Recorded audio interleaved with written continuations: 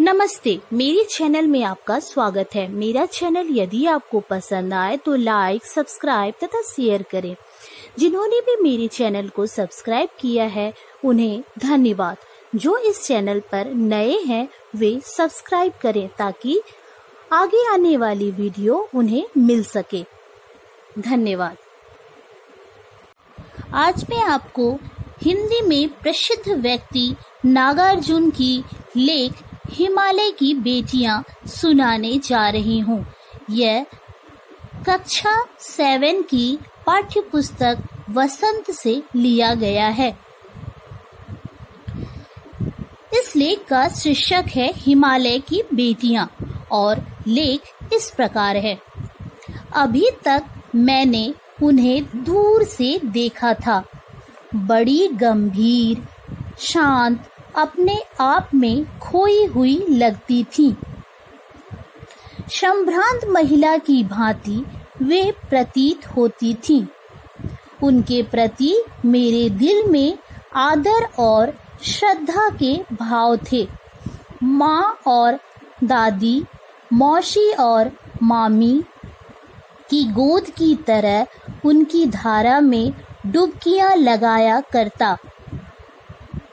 परंतु इस बार जब मैं हिमालय के कंधे पर चढ़ा तो वे कुछ और रूप में सामने थीं।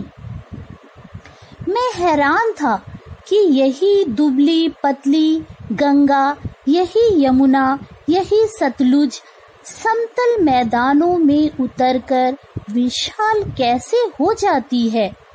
इनका उछलना और कूदना, खिलखिलाकर लगातार हंसते जाना, इनकी यह भावभंगी, इनका यह उल्लास कहाँ गायब हो जाता है।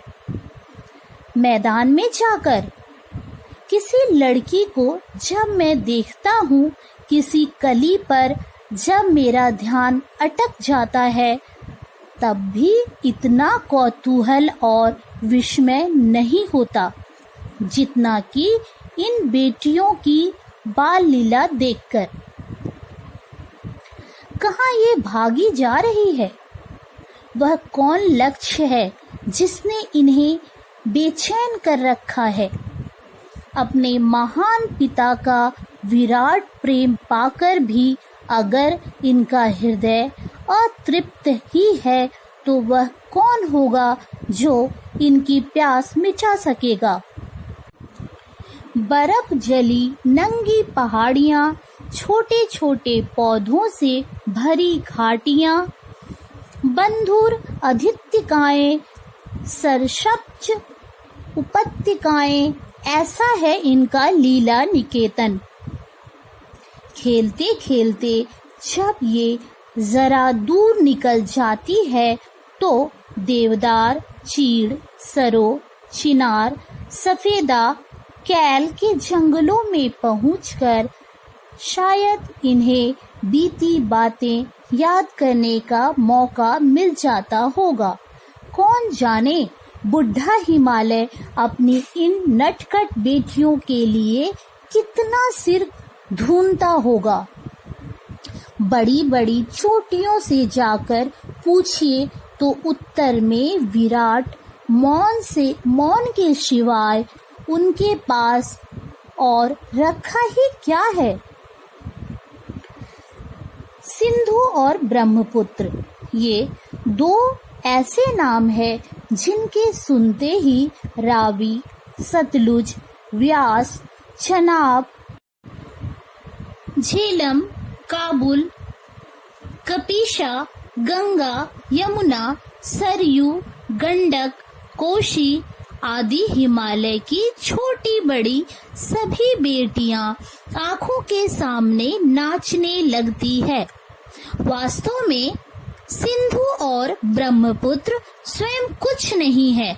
दयालु हिमालय के पिघले हुए दिल की एक एक बूंद न जाने कब से इकट्ठा होकर इन दो महानदों के रूप में समुद्र की ओर प्रभावित होती रही है। कितना सौभाग्यशाली है वह समुद्र जिसे पर्वतराज हिमालय की इन दो बेटियों के हाथ पकड़ने का श्रेय मिला, जिन्होंने मैदानों में ही इन नदियों को देखा होगा। उनके ख्याल में शायद ही यह बात आ सके कि बूढ़े हिमालय की गोद में बच्चियां बनकर ये कैसे खेला करती हैं। माँ बाप की गोद में नंग धड़ंग होकर खेलने वाली इन बालिकाओं का रूप पहाड़ी आदमियों के लिए आकर्षक भले न हो, लेकिन मुझे तो ऐसा लुभावना प्रतीत हुआ वह रूप की हिमालय को ससुर और समुद्र को उसका दामाद कहने में कुछ भी झिझक नहीं होती है। कालिदास के विरही यक्ष ने अपने मेघदूत से कहा था, वेत्रवती नदी को प्रेम का प्रतिदान देते जाना, तुम्हारी वह प्रेयसी तुम्हें पाकर अवश्य ही प्रसन्न होगी। यह बात इन चंचल नदियों को देखकर मुझे अचानक याद आ गई और सोचा कि शायद उस महाकवि को भी नदियों का सचेतन रूपक पसंद था। दरअसल जो भी कोई नदियों को पहाड़ी घाटियों और समतल आंगनों के मैदानों में जुदा जुदा शक्लों में देखेगा, वह इसी नतीजे पर पहुंचेगा।